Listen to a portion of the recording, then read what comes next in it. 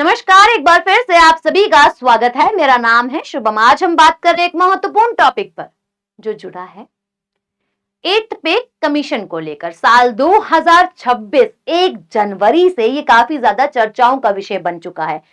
कारण ये भी है कि जो असम राज्य है वो पहला राज्य बना जो कि इसको इम्प्लीमेंट करता है।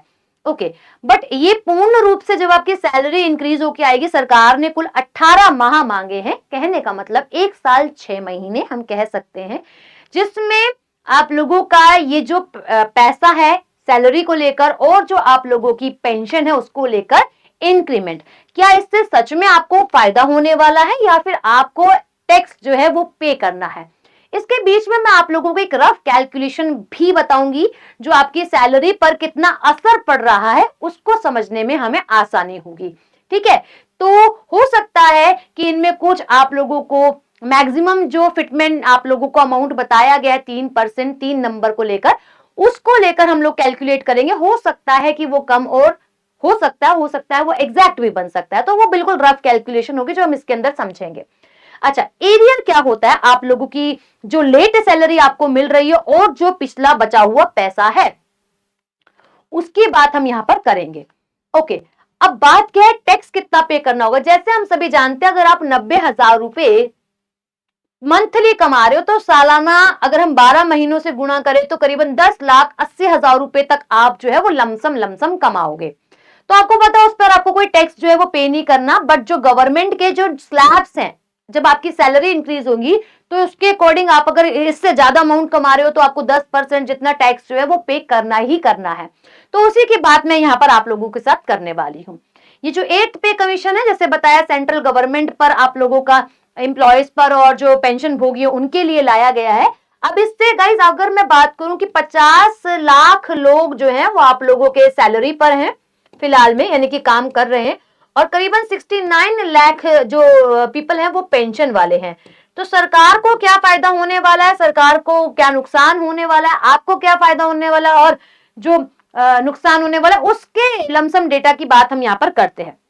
तो केंद्रीय कर्मचारियों पर लगने वाला ये गाइस क्या है, एक हम कह सकते हैं जो वेतन आयोग है वो लाया गया है, जिसमें आप लोगों का विशेषज्ञों को कहना यह है कि ये साल 2027 और 28 या फिर 28 और 29 तक क्या किया जाएगा, आप लोगों का प्रभाव में आएगा और एरियर का भुगतान जो एक ही बारी में किया जाएगा, पूरी तरीके से ये योग्य रहेगा। इसे क्यों लाया गया और किसके द्वारा सबसे पहले लाया गया।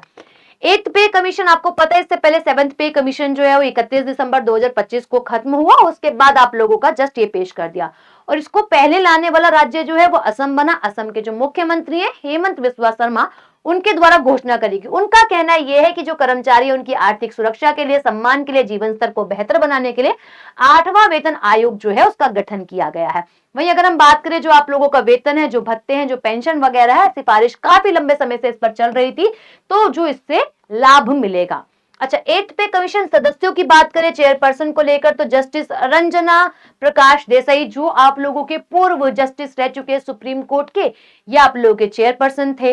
वही हम बात करें सदस्य पार्ट टाइम जो आप लोगों के कौन, पुलक घोष IIM बेंगलुरु के प्रोफेसर हैं ये। वही सदस्य की बात करें तो पंकज जैन गाइस इसके आप लोगों के सदस्य हैं, जो कि पेट्रोलियम जो मिनिस्ट्री है उसके अंदर अभी वर्तमान में आप लोगों के सचिव जो है वह है। अच्छा, कर्मचारियों को मिलेगा कितना एरियर, क्या इस पर टैक्स देना होगा। जी देखो, अगर हम बात करेंगे, आप अगर 1 लाख रुपए कमा रहे हो, आप अगर 1 लाख रुपए मतलब नॉर्मली कमा रहे हो, जब तक ये इफेक्ट में नहीं आता 18 माह के बाद आप लोगों का, 18 माह के बाद कहने का मतलब 1 अगस्त 2028 तक जो है वो आप लोगों का वेतन जो है वो बढ़कर आएगा ही आएगा, ये तो तय है ना, ये तो गारंटी वाली बात है। अब बात क्या है, अगर आप 1 लाख रुपए कमा रहे हो और आपको पता है जो फिटमेंट डेटा आप लोगों को दिया गया उसमें 3 बताया गया, यानी कि 3 पॉइंट जितना बताया गया। अब आपको जो सैलरी बढ़कर मिलेगी वो कितनी मिलेगी मैम, 1,30,000 रुपए मिलेंगे। 1,30,000 रुपीज जो है वो आप लोगों को एज एन सैलरी के रूप में जो है वो मिलेगा, यानी कि पर मंथ आपको इतना मिलेगा।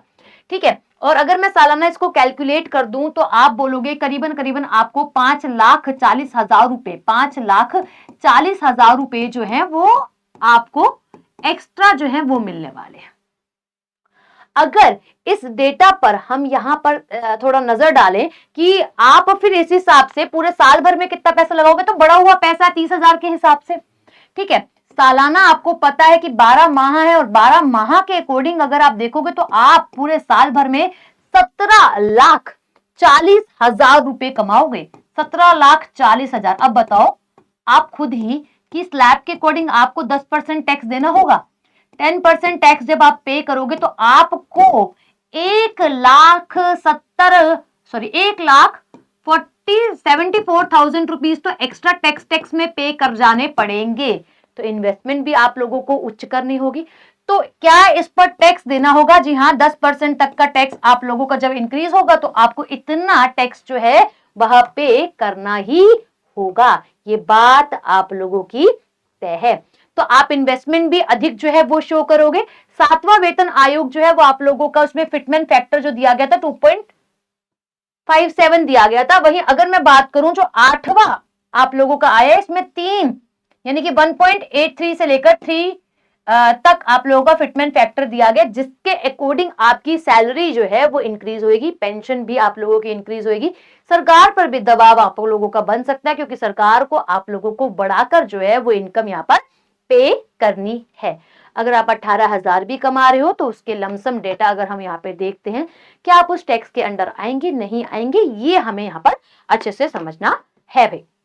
देखिए, अगर हम बात करते हैं सरकार पर लोड तो है यहाँ पर पड़ने ही वाला है, बकाया आप पर भी है ना, व्यक्ति पर भी टैक्स का जो अमाउंट है वो भी उसे पे करना। जब तक वो टैक्स नहीं पे कर रहा था तो ठीक था, अब उसे 1,74,000 जितना पे व्यक्ति को करना पड़ेगा, तो उस पर भी जोर कहीं ना कहीं आप लोगों को पड़ने वाला है। तो अपने इन्वेस्टमेंट को आप लोगों को अधिक शो यहाँ पर जो है वो करना पड़ सकता है। ये वीडियो के बाद मैं आप सभी से मिलती हूँ एक और नई वीडियो में। होप आप लोगों को टॉपिक अच्छे से समझ में आया होगा। अभी के लिए धन्यवाद।